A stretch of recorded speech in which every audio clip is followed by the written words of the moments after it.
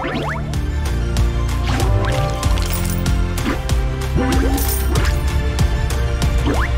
there, feeling spendy? I'm ready for an adventure.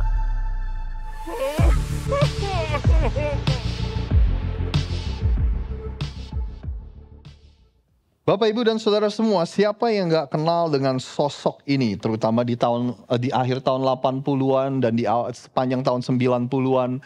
Ini adalah seorang sosok, seorang atlet yang terkenal di seluruh dunia, Saudara. Namanya adalah Mike Tyson. By the way, kebetulan banget, saya tadi pagi tuh Pastor Bobby nggak pernah tahu kalau saya akan menceritakan tentang Mike Tyson. Terus tadi pagi saya dikasih hadiah ini, Saudara. Tenang aja, saya nggak ganti profesi, Saudara.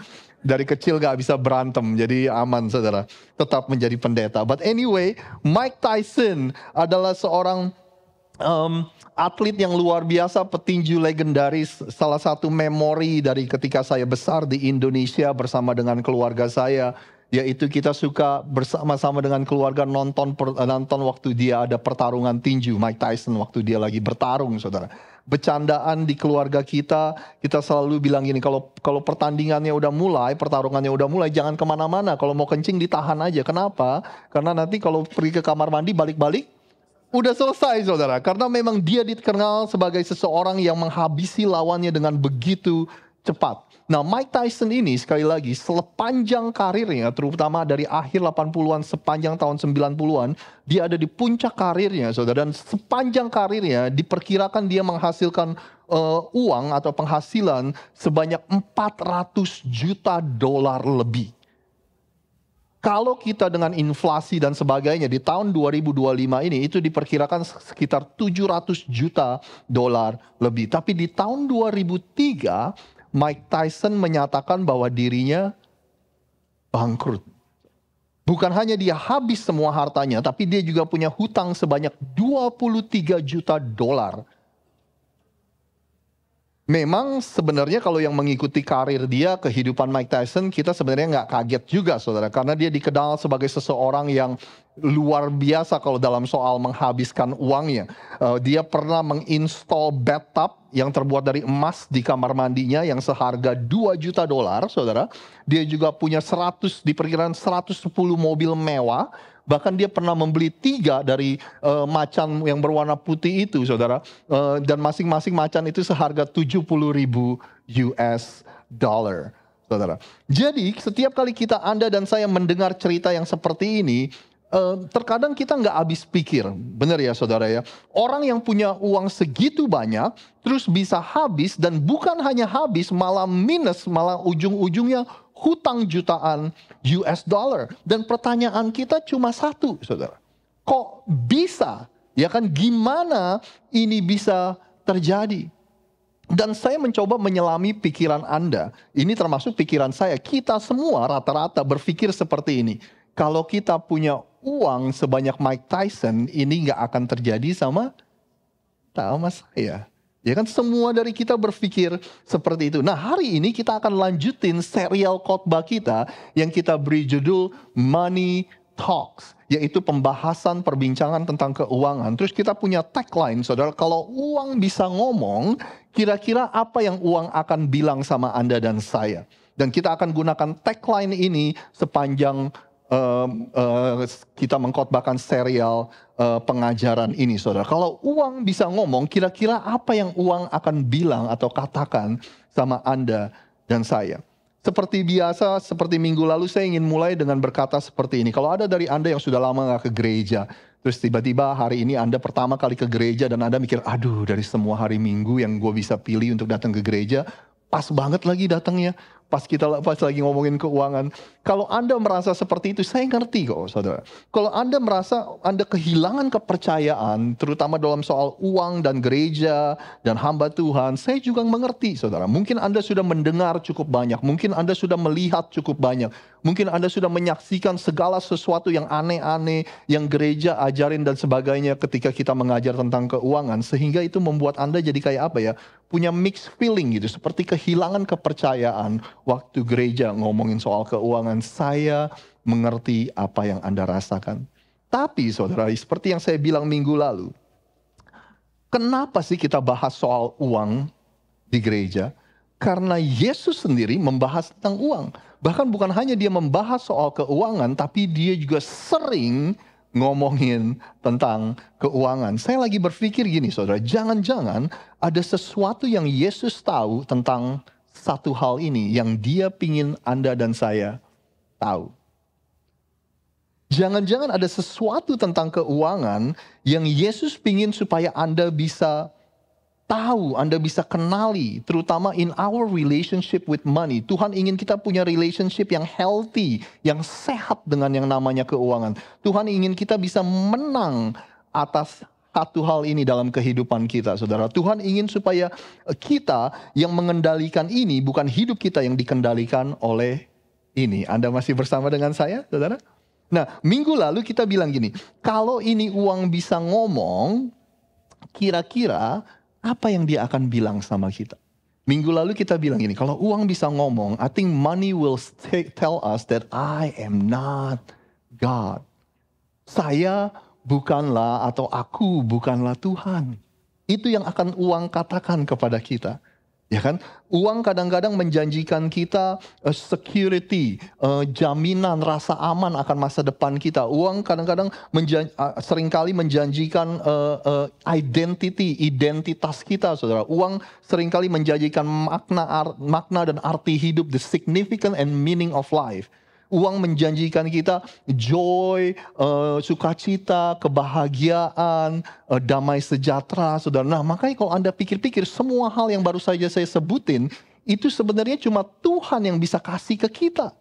Tapi uang mencoba untuk menggantikan posisi Tuhan. Uang mencoba untuk menjanjikan segala sesuatu hal yang sebenarnya hanya Tuhan sendiri bisa kasih kepada Anda dan saya. Anda masih mengikuti apa yang saya katakan, saudara? Ya? Itulah yang uang janjikan. Makanya kita bilang gini, money is not just about numbers, it's not just about math. Uang itu bukan cuma melulu soal angka, soal matematika, soal hitung-hitungan. Money bukan hanya sekedar soal masalah manajemen, cara kita mengelola keuangan. Tapi money, uang itu juga masalah spiritual, saudara, masalah kerohanian. Makanya waktu kita ngomongin uang, ada beberapa dari kita yang merasa terganggu. Bahasa sederhananya, bahasa kerennya bilang ada beberapa dari kita yang merasa disenggol, saudara. Kenapa? Karena menyentuh hati kita yang paling dalam. Ketika ini adalah hal yang begitu sensitif. Jadi makanya uang itu mungkin lebih dari hanya sekedar yang kita pikirkan, saudara. Mungkin jangan-jangan Yesus mengetahui sesuatu tentang keuangan yang dia ingin Anda dan saya tahu.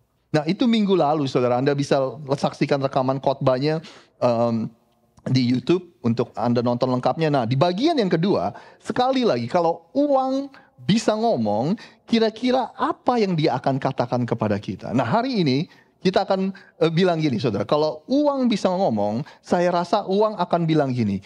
Pay attention to where I go. Keep track of me. Uang akan bilang sama kita, perhatikan kemana aku pergi. Ya, perhatikan kemana aku pergi. Pantau kemana aku pergi. Pay attention to where I go. Siapa di sini yang pernah mendengar istilah money has wing? Uang itu bersayap. Anda pernah dengar istilah itu, saudara? Nggak pernah ya dengar uang itu bersayap. Jadi ada istilah yang bilang gini, uang itu punya sayap.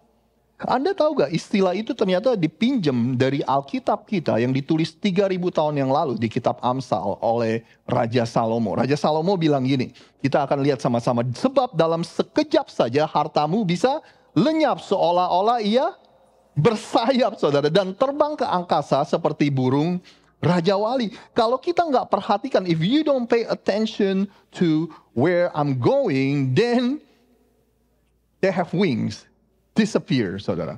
Ya kan, kalau nggak diperhatikan, uang kita bisa terbang terus lenyap. Seperti yang saya janjikan di minggu lalu, saudara.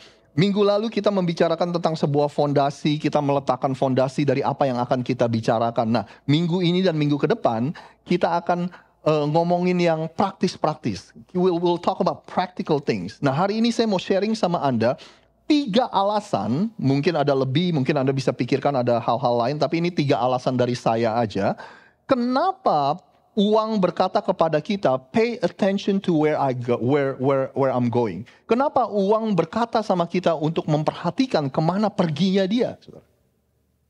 Alasan yang pertama adalah gini, kalau kita nggak memperhatikan kemana uang kita pergi, maka Anda dan saya akan selalu bertanya-tanya, akan selalu heran, akan selalu bingung kemana perginya uang itu. Kok kalimatnya dibulak-balik. Kalau Anda nggak memperhatikan kemana perginya uang Anda, maka Anda akan selalu bertanya-tanya dan selalu bingung, selalu heran kemana perginya uang kita. Siapa di sini yang pernah seperti saya, tangan saya terangkat ini, kita udah kerja bertahun-tahun, saudara. 5 tahun di Amerika, 20 tahun di Amerika. Terus kita ngomong gini, iya ya duit gua kemana aja ya? Cuma saya dong nih saudara nih. Iya, well, thank you. Thank you for help. I don't feel lonely anymore. Saya nggak merasa sendirian saudara. Siapa dari Anda yang pernah berkata seperti ini? Kayaknya baru 2 minggu lalu saya gajian. Kayaknya baru 3 hari, 4 hari lalu saya gajian. Tapi sekarang udah nggak ada. Kemana ya uang kita ya?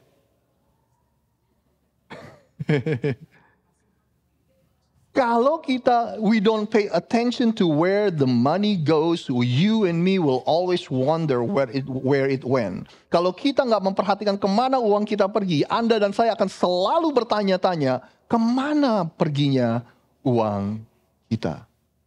Suatu hari Yesus sedang bilang sama murid-muridnya bahwa ketika kamu mengikuti aku, menjadi pengikutku, kata Yesus, ada harga yang harus dibayar. There's a price that you have to pay. Ya kan, maksudnya Yesus, harga yang harus dibayar adalah kamu bisa aja ditangkap, kamu bisa aja dibunuh, kamu akan mengalami penderitaan ketika engkau mengikuti aku. Nah, cara Yesus menjelaskan ini kepada murid-muridnya, dia pakai perumpamaan, dia pakai ilustrasi tentang keuangan, tentang anggaran, saudara. Saya mau Anda lihat sama-sama, perhatikan di screen di belakang ini. Dia bilang gini, kalau seorang dari kalian membangun sebuah menara, sebuah gedung, tentu ia akan duduk dan ngapain saudara? Menghitung dahulu biayanya supaya ia tahu apakah uangnya cukup untuk menyelesaikan menara itu atau pembangunan itu. Sebab kalau ternyata ia tidak dapat menyelesaikannya, padahal fondasinya sudah dibuat, maka semua orang yang melihat pekerjaan itu akan menertawakannya. Mereka akan berkata, ada orang yang membangun tapi nggak bisa menyelesaikannya. Yesus bilang gini, jangan sampai ketika kita ingin membangun sesuatu, membangun sebuah bangunan, kita bangun, terus di tengah jalan, begitu fondasinya doang yang jadi, kita bilang gini, kayaknya saya udah nggak punya duit lagi. Ini nggak bisa selesai pembangunannya di tengah jalan, karena yang cuma kita bisa mampu adalah fondasinya doang, saudara. Nah makanya Yesus ingetin sama kita, jangan sampai kita pakai uang, kita keluarin uang, ya kan, kita menghabiskan uang, tapi kita nggak memperhatikan kemana perginya. Ya kan, kita nggak tahu kita pakai untuk apa, we don't keep track, kita nggak pantau kemana perginya uang itu. Terus 20 tahun kemudian kita tiba-tiba mikir, iya ya uang gua kemana aja ya? Ya kan, tiba-tiba kita bangun minggu depan, kita bilang iya, perasaan minggu lalu baru gajian, tapi uang gua kemana aja ya? Pas ada emergency, Anda dan saya, masa tua kita mikir, where did my money go? Dan kemana duit saya selama ini? Jadi makanya entah besar atau kecil gaji Anda hari ini, kalau baik Anda single maupun Anda married, Anda punya anak atau belum punya anak, ya kan, Anda kerja full time, part time, pastikan Anda memperhatikan kemana uang kita pergi. Sebab kalau enggak, kita akan selalu bertanya-tanya kemana uang itu pergi. Anda masih mengikuti apa yang kita bicarakan? Ya? Boleh gak saya mengambil waktu sebentar aja untuk membahas satu hal ini? Ini cukup penting, saudara. Ini cukup penting dan saya merasa terdorong untuk membahas hal ini. Dalam 15 tahun terakhir saya melayani di gereja dan 12 tahun terakhir itu sebagai gembala. Saya mau bilang sama Anda, saya dan istri saya Nana, saudara. Kita udah gak bisa kehitung, saudara. Kita udah banyak sekali, udah sering sekali ini terjadi. Di mana kita duduk di depan pasangan yang sedang konflik, saudara. Baik kita duduk di depan pasangan ini atau kita dengar ceritanya. Pokoknya selama penggembalaan kita udah sering banget lah ini terjadi. Ya kan? Terus kita baru tahu setelah ngobrol-ngobrol, ternyata selama mereka menikah, keuangan mereka pisah-pisah sendiri-sendiri. Ya kan? Istri kan bilang uang gua adalah uang gua, uang suami adalah uang... bukan itu. Ya kan? Ternyata kita tahu, oh ternyata gue, lu, uang gua, uang suami saudara, uang istri sendiri-sendiri saudara. Kayaknya mereka lupa dengan janji nikah yang mereka ucapin, bahwa mereka bukan lagi dua, melainkan sekarang satu daging. Ya kan? Atau mereka ingat ucapan janji nikah mereka, tapi mereka bilang gini, di dalam semua hal kita bukan lagi dua, melainkan satu. Kecuali satu hal ini. Dalam soal keuangan. Lu punya ya lu punya. Gue punya. Kita lupa saudara. Di dalam pernikahan itu sebenarnya nggak ada lo, gua, tapi kita. Nah, sekali lagi, udah nggak kehitung berapa kali saya lagi konflik, terus ya coba dengerin ceritanya dan sebagainya. Nanti ujung-ujungnya saudara, ini yang kita bilang, duit lu dipakai buat apa aja? Kenapa kok semua pengeluaran di rumah gua yang bayar? Yang satu lagi bilang enak aja, yang ada juga semua pengeluaran gua yang bayar. Ya kan? Yang satu lagi mikir, iya enak, lu sih gak mikirin, lu cuma mikirin lu diri sendiri. Bagi anak-anak yang bayarin mereka les piano, siapa kalau bukan gua? Ya kan saudara? Aduh, Anda udah ngerti lah ya ceritanya ya saudara. Kadang-kadang berantemnya soal lain, tapi ujung-ujungnya menuju ke situ saudara. Kita, ketika kita mengcombine atau mengelola uang suami istri bersama-sama aja kadang suka ribut. Bener gak sih? Ini lu pakai buat apa aja? Ini tuh dipakai buat apa aja? Kok bisa sih ngabisin uang segini? Apalagi kita sendiri-sendiri, saudara. Begitu sendiri-sendiri ada hal seperti asumsi, menyalahkan, itu semua udah pasti akan terjadi. Bapak Ibu, 12 tahun saya menggembalakan, saya juga udah nggak kehitung berapa pasangan yang kita berkati di gereja ini, saudara. Oleh saya, saudara. Nah, dalam 12 tahun terakhir, di awal-awal saya menggembalakan, saya tuh ngomongnya lebih apa ya saudara, lebih kasual lah, lebih relax gitu saudara. Ya nanti kalau kalian udah nikah, lebih baik uangnya dijadiin satu gitu saudara. Tapi setelah perjalanan 12 tahun dan menyaksikan hal ini terjadi berulang-ulang, saya udah nggak lagi ngomong gitu saudara. Anda boleh tanya siapa yang terakhir kita ini. Kalau nggak salah Sion sama Ines. Waktu kita duduk. Itu pasangan yang terakhir kita berkati. Kita bilang gini. Kalau kalian belum berani menggabungkan keuangan kalian. Pikir-pikir dulu deh. Apa enggak. Kalau kalian nggak bisa percaya sama calon suami atau istri kamu untuk dengan keuangan kamu. Pertimbangin lagi deh. Pikir-pikirin lagi deh kalau mau menikah sama dia, saudara. Anda pasti mikir gini, ya elah Rosid, ya namanya juga kan buat jaga-jaga, ya kan? Ya kalau dia sampai pergi ninggalin saya, kalau dia sampai pergi sama wanita lain, sama pria lain, kan ini buat jaga-jaga, saudara. Nana selalu bilang gini, saudara. Gimana pernikahan kita bisa awet, gimana kita bisa bahagia, gimana kita bisa langgeng, kalau dalam pernikahan itu kita punya exit strategi. Anda mengerti maksud saya saudara? Ya kan? Gimana dalam pernikahan Anda udah punya rencana nih, ini nih.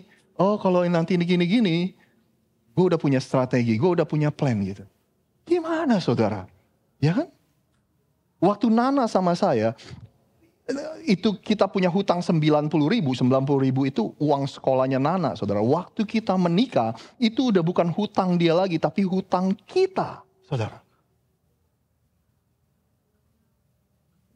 Waktu itu menjadi tanggung jawab kita, itu Anda perhatikan ini memforsir kita untuk komunikasi lebih sering, untuk komunikasi lebih jelas, untuk komunikasi lebih ini saudara, lebih baik di antara kita.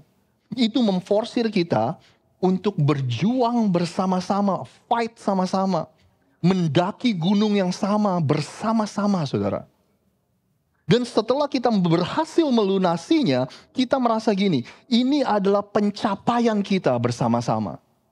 Karena kita sudah berjuang bersama-sama. Sekarang kita udah lunas hutang itu, sekarang kita bisa mimpi tentang masa depan kita sama-sama.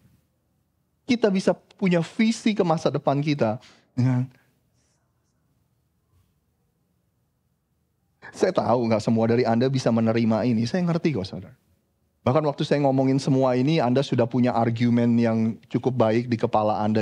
Sebenarnya saya ngomong ini terutama buat Anda yang sudah menikah 20 tahun, 30 tahun, 40 tahun, saudara. Sebenarnya target saya untuk ngomong seperti ini, saudara. Bukannya sebenarnya untuk Anda, kalau Anda udah melakukan ini udah puluhan tahun, ya udahlah. Maksudnya, ya saya juga nggak mau ikut-ikut gitu, saudara, ya kan? Tapi harapan saya ngomongin ini adalah untuk anak-anak muda yang belum menikah. Ini adalah untuk anak-anak saudara yang belum menikah, yang suatu hari berencana untuk menikah. Saya rindu banget supaya mereka bisa melangkah dan memulai memasuki pernikahan dengan benar. Saudara. Kalau nanti kita sudah menikah, kita akan kelola uang bersama-sama. Kita akan keep track, kita akan pantau uang bersama-sama. Supaya Anda nggak bingung, supaya nggak banyak pertanyaan, supaya nggak saling menyalahkan, supaya nggak saling asumsi. Makanya selama kalian masih single, latihanlah dari sekarang. Ya, ditulis ke pengeluaran Anda, ya kan pakai Excel ke, ya kan ditulis, saudara diperhatikan, pakai aplikasi yang ada kayak di telepon Anda. Pokoknya apalah, yang penting Anda latihan untuk melakukan ini. Is that okay, saudara? Ada yang merasa kesenggol, ya? Maafkanlah saya, saudara. Saya tahu ini isu yang sensitif. Ya kan? Yang pertama, kalau kita nggak pernah memperhatikan kemana ini pergi, maka kita akan selalu bertanya-tanya kemana uang kita pergi. Yang kedua, kalau kita nggak memperhatikan kemana perginya uang kita, maka kita akan selalu saya menyebutnya ini, saya selalu diperhamba atau diperbudak. You will always be told what to do in your life. Kitab Amsal bilang gini, yang berhutang menjadi budak dari yang mengutangi. The borrower is slave to the lender. Setiap kali ini terjadi, saudara, seorang pinjam uang sama yang ini, terus ada orang lain yang meminjamkan uang kepada yang ini, maka dinamika hubungan ini terjadi. Akan ada seseorang yang bermainkan peran sebagai budak, akan ada seseorang yang memainkan peran sebagai master atau majikan atau tuan, saudara. Orang yang minjam itu akan memainkan peran sebagai budak, orang yang meminjamkan akan memainkan sebagai majikan. Anda duduk sini, ya elah Rosid, dramatis banget sih sampai ada budak, majikan apa sih. Saya tunjukin kepada Anda yang dramatis itu adalah statistik ini. Coba Anda lihat ini, saudara. Ini adalah laporan dari tahun 2004 dibandingin dengan tahun lalu 2024. Total hutang di seluruh rumah tangga, di rumah tangga saya hutangnya berapa, di rumah tangga Anda hutangnya berapa, dijumlahin seluruh Amerika. Itu tahun 2004, 185 miliar dolar.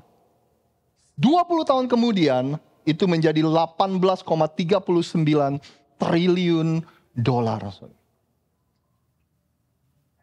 Hutang cicilan rumah, kita bandingin kita jumlahin totalin seluruh Amerika, 2004 jumlahnya 131 miliar dolar, 2024 itu 12,94 triliun dolar. Mungkin kalau cicilan rumah ya bisa diperdebatkan lah, karena rumah itu selalu naik, mungkin ini bisa menjadi investasi dan sebagainya. Cicilan mobil di tahun 2004 total seluruh Amerika itu 13 miliar, di tahun 2004 1,6 triliun dolar. Gak bisa nafas saya saudara ngomong gitu saudara. Student loan 2004 7 miliar dolar, 2024 1,64. Pokoknya semuanya udah triliun. Dan ini bukan triliun rupiah saudara, triliun US dollar. Kalau Anda nggak percaya, supaya Anda bisa kelihatan tulisan yang di bawah, total kartu kredit, orang hutang kartu kredit per kuartal kedua tahun 2025, 1,21 triliun dolar. Waktu Anda lihat angka-angka ini, seharusnya alarm kita berbunyi. Khotbah ini bukan soal Anda boleh cicil mobil atau enggak, bukan soal Anda boleh pakai kartu kredit atau enggak saudara. Seharusnya alarm Anda dan alarm saya berbunyi. Ketika melihat angka-angka ini, Anda seharusnya enggak berkata, apaan sih ini bukan buat saya. Karena ini merupakan kebiasaan dunia sekeliling kita hari ini. Karena ini adalah kehidupan di mana anak-anak Anda dan anak-anak saya akan masuki saudara. Kalau kita nggak pernah ngajarin mereka, anak-anak kita akan menjadi bagian dari statistik yang tadi. Kesimpulannya, hutang, meminjam, menyicil itu sudah menjadi gaya hidup kita hari ini. Ya kan, buat Anda yang baru datang dari Indonesia, mungkin Anda bisa menjadi saksi betapa mudahnya pinjol hari-hari ini. Ya kan, saudara? Betapa mudahnya seseorang itu terlibat atau terikat dengan hutang gara-gara pinjol. Saya nggak tahu berapa banyak dari Anda kalau saya menyebutkan company ini, Anda tahu gak ini company apa? Ada namanya Klarna, ada namanya Affirm, ada namanya Afterpay. Apa? Ada yang tahu? Apa? Company apa itu? Hah? Ya. Philip bilang, buy now, pay later. Belinya sekarang, bayarnya nanti. Konsepnya mirip-mirip lah sama kredit card, tapi beda sedikit. Anda ketemu tas nih, online nih, ya kan, $200, $2.000. Oh, Anda bisa bagi 4, saudara, pembayarannya. Tahu, saudara? Ya kan? Di Indonesia, saudara, kalau yang udah gini-ginian itu udah juara.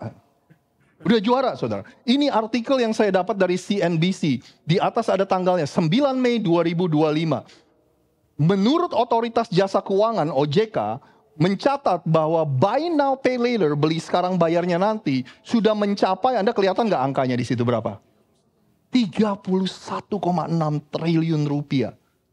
Ada 24 juta akun, ada 24 juta setengah orang yang memakai jasa ini.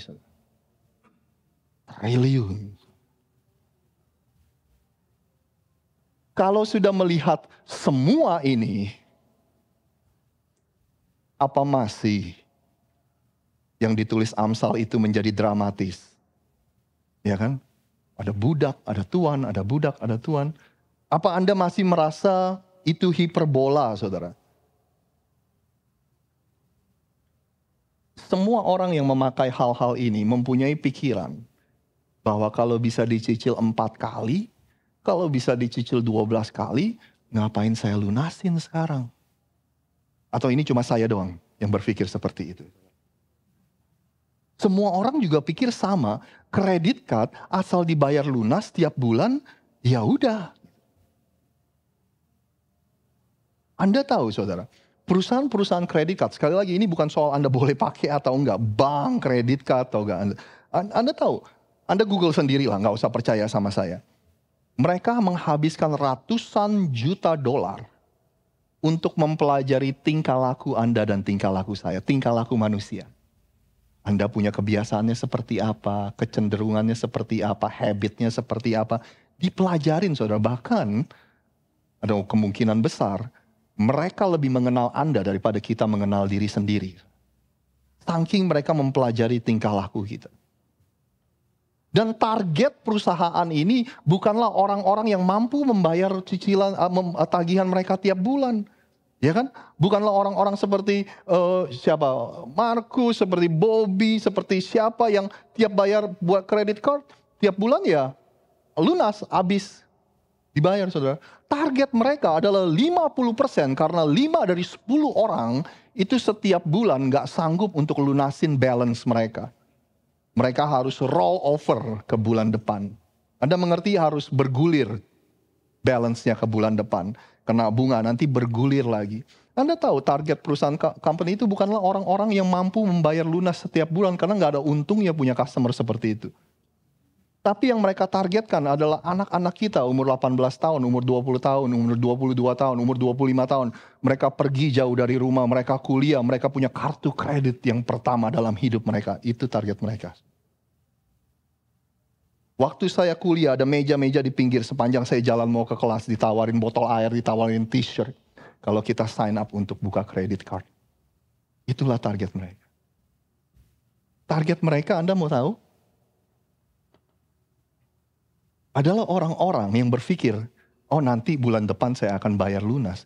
Tapi ternyata mereka nggak mengendalikan pengeluaran mereka sampai di ujung bulan mereka bilang, ih ternyata banyak ya. Cobalah saya bayar minimum paymentnya. Target mereka adalah orang-orang yang tiba-tiba 1 minggu nggak bisa kerja. Tiba-tiba 2 minggu nggak bisa kerja karena sakit. Terus karena nggak kerja karena sakit nggak ada pemasukan. Waktu nggak ada pemasukan di ujung bulan, aduh. Ternyata gue nggak bisa bayar. Udahlah minimum payment aja bergulir ke bulan yang depan saudara. Makin bengkak. Kalau udah begitu saudara, kita udah masuk ke dalam lingkaran. Kita udah masuk ke dalam permainan mereka. Kita nggak bisa menang saudara. Bermain permainan yang mereka ciptakan. Makanya nggak heran gedung-gedung mereka tinggi-tinggi. Ya kan bagus-bagus, ada platnya gede-gede. Chase, Citibank, Bank of America. Rumah kita cuma di pojokan sepetak saudara. Nyewa lagi cuma 1 lantai. Mana bisa menang gitu. Khotbah ini bukan tentang Anda boleh atau nggak boleh. Saya mau bring awareness. Saudara. Mereka sangat mengenal Anda dan mengenal saya dengan tingkah laku kita. Jadi berhati-hatilah. Nah kalau udah seperti ini pertanyaannya gini saudara. Sekarang siapa yang menjadi budak, siapa yang menjadi tuannya?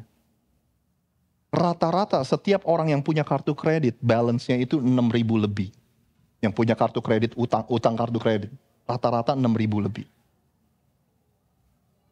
Inilah yang terjadi sama kebanyakan dari orang. Kita jadi hidup itu main kejar-kejaran terus sama yang namanya uang. Bukan kita yang mengendalikan uang, tapi hidup kita dikendalikan oleh uang.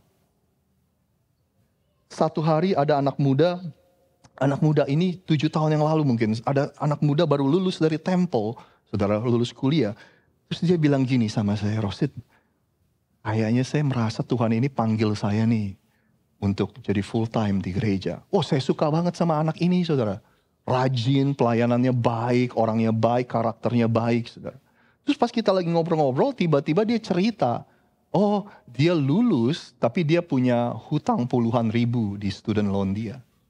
Begitu saya dengar itu saudara, saya bilang sama anak ini. Boleh gak saya jujur, saya gak punya hati sih untuk ajak kamu jadi full time. Ya kan? Kamu tahu gaji seorang pekerja gereja, kamu tahu gaji untuk kerja di gereja itu paling mentok berapa saudara. Sedangkan hutang kamu itu numpuk begitu banyak, kapan kamu bisa lunas? Ya kan? Kalau saya egois saudara, saya bisa, itu kan urusan elu lah. Itu utang-utang elu, itu hidup-hidup elu, yang penting lu kerja di gereja, kerjaan gereja selesai, gereja maju, semua seneng ya kan. Tapi bukan itu saudara, kita itu DNA kita bukan begitu, that's not who we are as a church. Ya kan? That's not who I am as a friend. Itu bukan saya sebagai teman, sebagai pastor dan sebagainya. Saya mau tanya sama Anda, gimana untuk anak-anak muda? Suatu hari Anda menikah, terus Anda punya anak. Rencananya kalau udah punya anak, besaran dikit langsung cari daycare, Anda kembali kerja. Tiba-tiba begitu Anda mempunyai anak, Anda mengalami pengalaman yang begitu luar biasa dengan anak Anda. Terus tiba-tiba Anda mikir gini, gue gak mau kasih daycare Gue mau jadi ibu rumah tangga ngurusin anak. Pertanyaannya, punya gak kita margin untuk melakukan itu? Punya gak kita fleksibilitas dalam keuangan kita untuk melakukan itu? Punya gak kita margin atau kebebasan ketika Tuhan memanggil kita untuk melayani Dia? Saya mau kasih Anda beritanya, kebanyakan orang gak bisa saudara. Karena kita gak punya margin, karena kita gak punya ruang nafas dalam keuangan kita. Cicilan banyak yang harus dibayar banyak, hutang banyak. Waktu tempat kerja Anda toxic, kata anak-anak sekarang. When your boss is a jerk, ya kan, waktu bos Anda itu orang yang, gitu saudara. Bisa gak Anda bilang tiba-tiba, sorry ya, gue gak mau kerja di tempat ini lagi.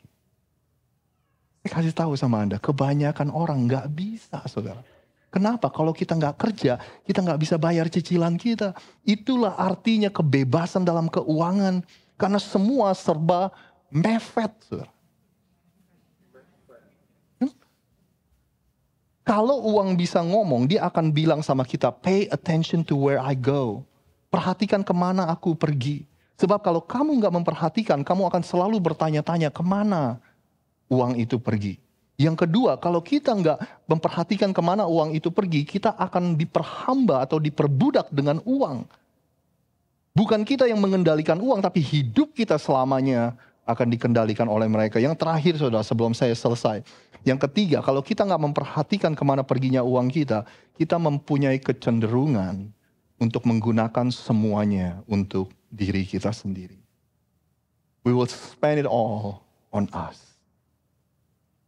Manusia itu naturalnya, kecenderungannya enggak otomatis menjadi murah hati, saudara. Manusia itu enggak otomatis menjadi suka memberi, bahkan kebalikannya. Kenapa? Karena bermurah hati, generosity is intentional. Kemurahan hati, suka memberi itu adalah sesuatu yang harus kita lakukan dengan sengaja. Sesuatu yang harus kita rencanakan. Suatu hari Yesus menceritakan sebuah perumpamaan tentang orang kaya yang bodoh. Itu judulnya di Alkitab. Yesus bilang gini, ada orang kaya nih. Tanahnya menghasilkan panen yang begitu berlimpah-limpah. Banyak, saudara. Bahkan lebih banyak dari tahun-tahun sebelumnya. Begitu itu terjadi, hal yang paling pertama yang orang kaya ini pikirkan adalah dirinya sendiri. Aduh, gue mau apain ya semua hasil panen gue?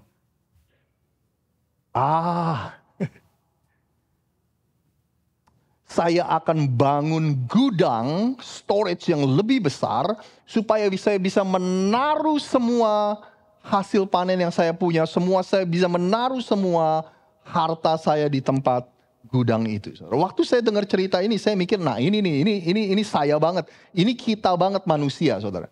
Waktu kita dapat lebih, saudara, yang kita pikirin pertama kali apa nih yang gue bisa beli? Saya doang, saudara. Ya kan? Waktu kita punya lebih, kita mikir gini, atau Rosid lah mikir gini, yang kita bisa upgrade apa ya?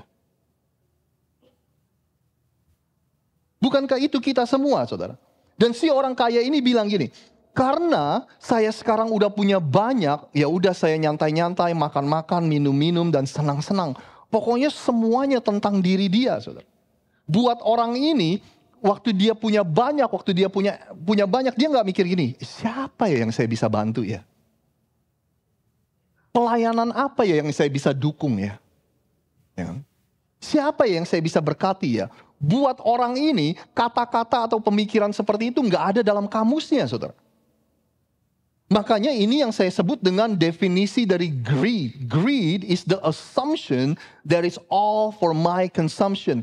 Keserakahan definisinya adalah kita berasumsi bahwa semuanya untuk kita konsumsi.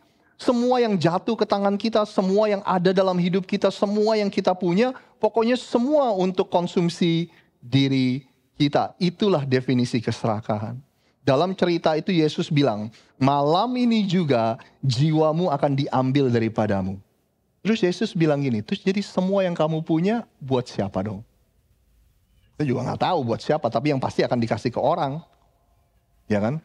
Semua itu dikasih ke orang bukan karena pemiliknya ini bermurah hati, bukan, because he's dead. Ya kan? Karena dia mati, dia gak bisa bawa, jadi ya dikasih ke orang, saudara.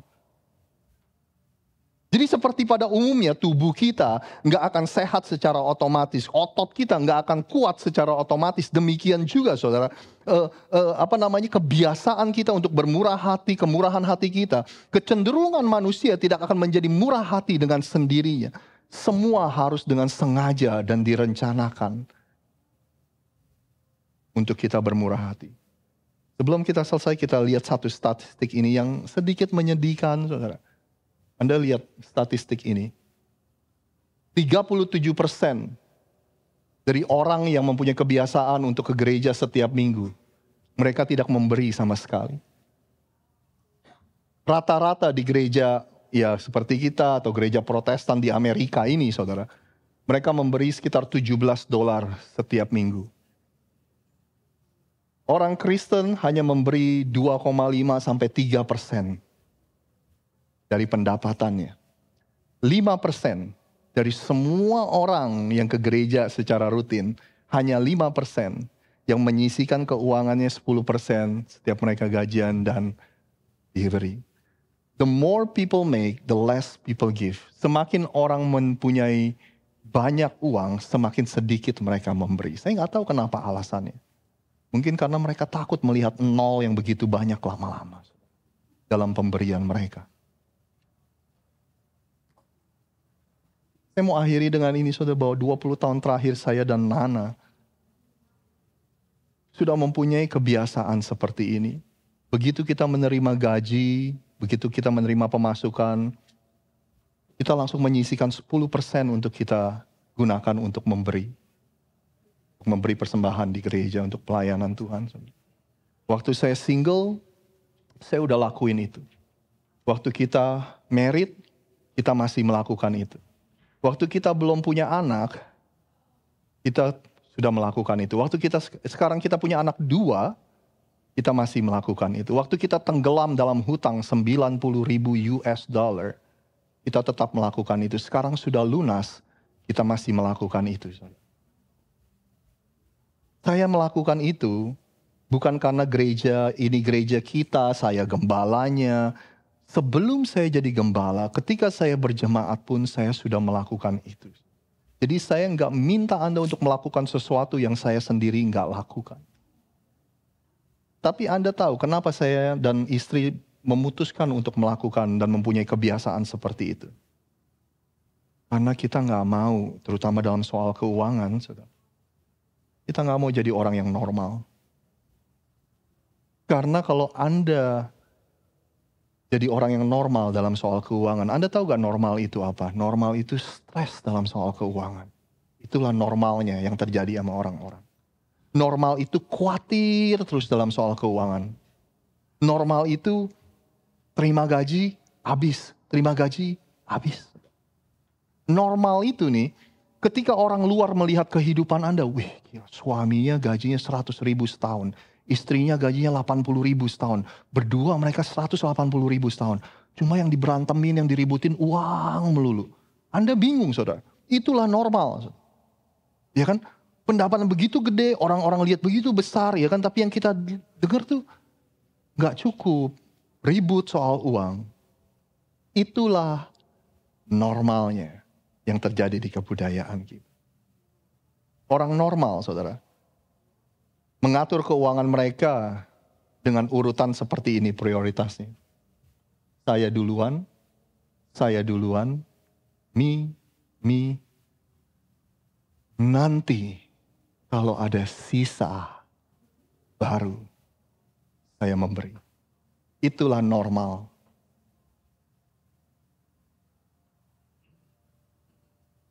Tapi kalau Anda mau menjadi weird, Anda mau berbeda dalam soal keuangan. Weird itu atau orang yang berbeda itu, saudara, itu punya ruang nafas dalam keuangan. Orang yang berbeda itu ketika ada sesuatu, teman-teman ngumpulin uang untuk sebuah bantuan, Anda mikir gini, aduh kalau gua ikut gak bisa bayar bill. Padahal Anda pengen rindu banget untuk ikut membantu, saudara. Kan?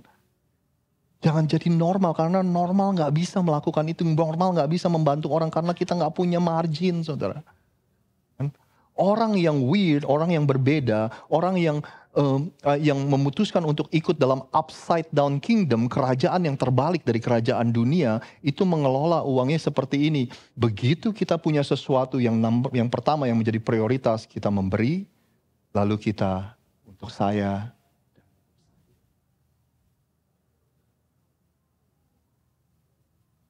Anda dan saya memutuskan setelah Anda memberi, berapapun sisanya itulah gaya hidup kita. Jangan jadi orang normal dalam soal urusan uang. Normal gak punya ruang nafas, normal mepet, normal gak punya margin.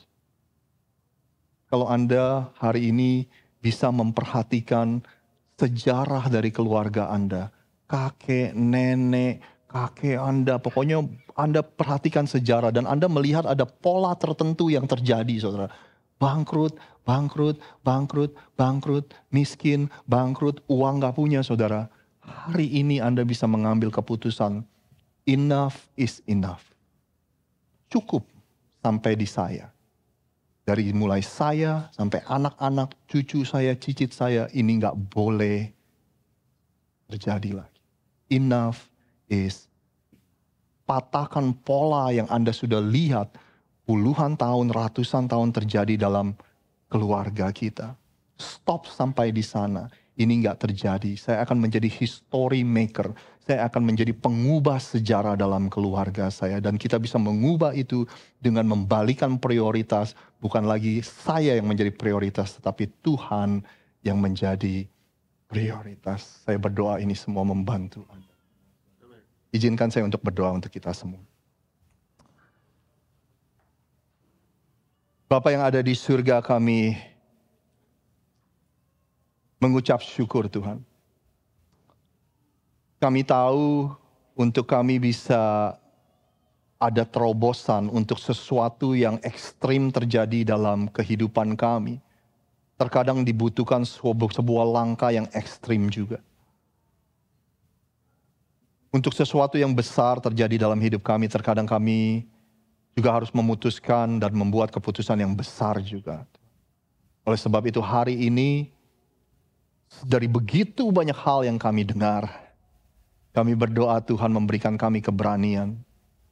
Untuk kami sudah tidak lagi hidup diperhamba dan dikendalikan oleh uang. Tapi kami yang akan mengendalikan, yang menjadikan uang itu sebagai hamba kami. Sehingga kami bisa melakukan apa yang Tuhan ingin lakukan. Yaitu menjadi orang-orang yang generous, menjadi orang-orang yang bermurah hati, orang-orang yang hadir ketika orang lain susah. Kami ingin menjadi orang-orang yang bisa mensupport pekerjaan Tuhan. Kami ingin menjadi orang-orang yang bisa ada untuk orang tua kami, untuk orang-orang di sekeliling kami, Tuhan. Kami sadar, kami nggak bisa melakukan semua itu kalau kami tidak berkemenangan dalam soal keuangan. Kami butuh Tuhan, bahkan kami butuh kasih karunia Tuhan. Karena kami sendiri tidak mampu. Karena kami sendiri akan selalu merasa berkekurangan dan tidak cukup. Oleh sebab itu kami minta kasih karunia Tuhan untuk membuat breakthrough, terobosan dalam kehidupan keuangan kami. Berikan kami juga kekuatan. Kami tahu bentuk kasih karunia Tuhan mungkin adalah sebuah keberanian di mana kami memutuskan untuk tidak hidup membanding-bandingkan hidup kami dengan orang lain. Kami tidak hidup menurut standar yang dipaksakan oleh kebudayaan sekeliling kami. Melainkan kami, kasih karunia Tuhan memberanikan kami untuk selalu bilang cukup dan cukup dan cukup. Dan memprioritaskan keuangan kami untuk hal yang penting. Terima kasih Tuhan, kami percaya Tuhan menyertai kami tuh percaya kami adalah orang-orang yang diberkati Tuhan.